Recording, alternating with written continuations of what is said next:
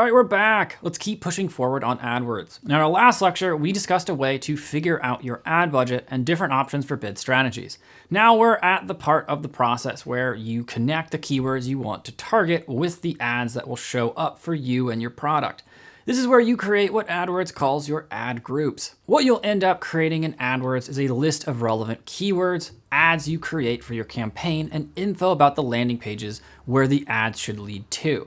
Now keep in mind, it's best to focus on one goal at a time, increasing sales for one product, or let's say getting clicks for one specific page. Don't try to do both with one ad. Focus your ad group around one specific goal. So let's continue with our AdWords campaign setup we were looking at in our last lecture. We're now looking at the Create Ad Groups page, and the first field you'll see is the URL for your landing page for this ad. When people click through your ad, this URL is where they're going to go to. If you don't have this page ready yet, well, that's fine. Check off the My Landing Page Isn't Ready box, and you can design that later.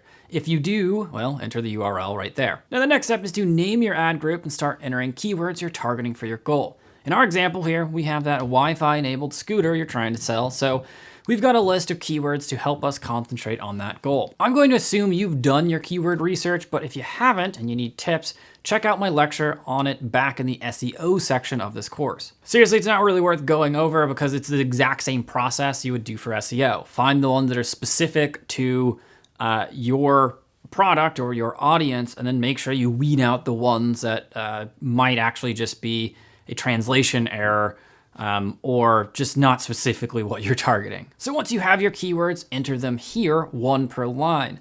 Here's the one I'm using for the Smart Scooter ad. We have Smart Scooter, Child Scooter, Scooter Wi-Fi, Scooter Tracker, Scooter Mileage, Like Razor Scooter, Scooter GPS, and Razor GPS. Now the keywords you see here are broad keywords. That means Google will consider your ad a match if someone enters a search term that includes the terms or terms that are similar.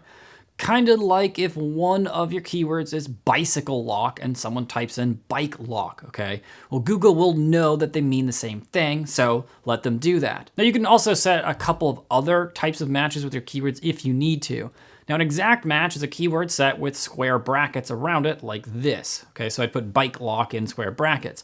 Now if someone types in either bike lock or bicycle lock, well, it will match. But if someone types in green bike lock or bike lock sale, well, it will not match. Now you can also set a phrase match using quotes like this. So put bike lock in quotes.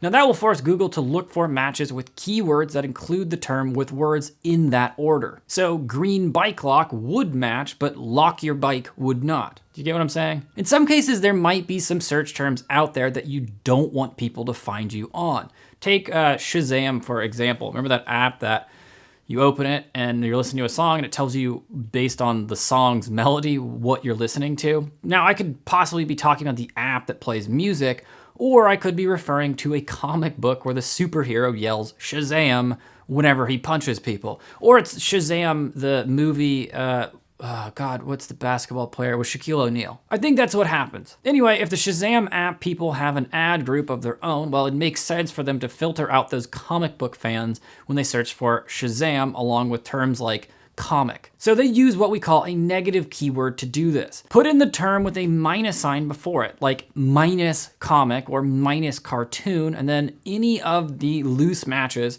that include these words will be filtered out. Now this really helps focus your ad group and the audience who will see your ad. This is obviously crucial because this is a large part of the optimization on your campaigns. Now you might not spot all the fine tuning in your keywords immediately, and that's perfectly fine, but over time, what you'll do is you'll look at how each search term is performing, and you might notice some of them are just not working well. In that case, maybe you search it and see what the other search results are, or just kind of think about it. Does this actually match what I'm doing? Now, if you're just starting out, well, I suggest you stick with broad matches. Type in your keywords as is, and don't include any of the modifiers I just mentioned. Google's pretty good at figuring this out for you. But once you start getting feedback and stats to look over, you should be able to see some of the keyword phrases people use to find and then click on you.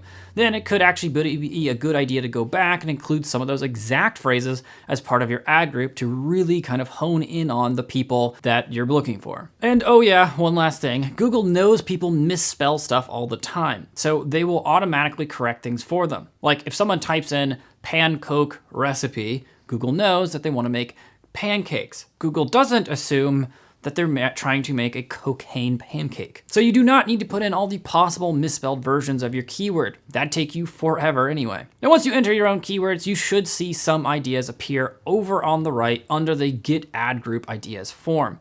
Go ahead and check them out. Or if you're curious what a competitor might be targeting, you can enter their URL and see what it returns. If we put in the URL for our competitor, Razor, the Razor scooter, you can see keywords for electric scooters. Click to expand it and it'll show you more related keywords and monthly search volume. Not bad. Now you might see some possibilities in there you didn't consider before. Once you're satisfied with your ad group, the next step is to create the ad that people will see. So before we jump to that, let's just pause right here. If you're following along, this will give you a chance to get your own keyword list together and start pruning it if you want to. Then I'll see you in the next lecture and we'll start talking about the actual ad itself.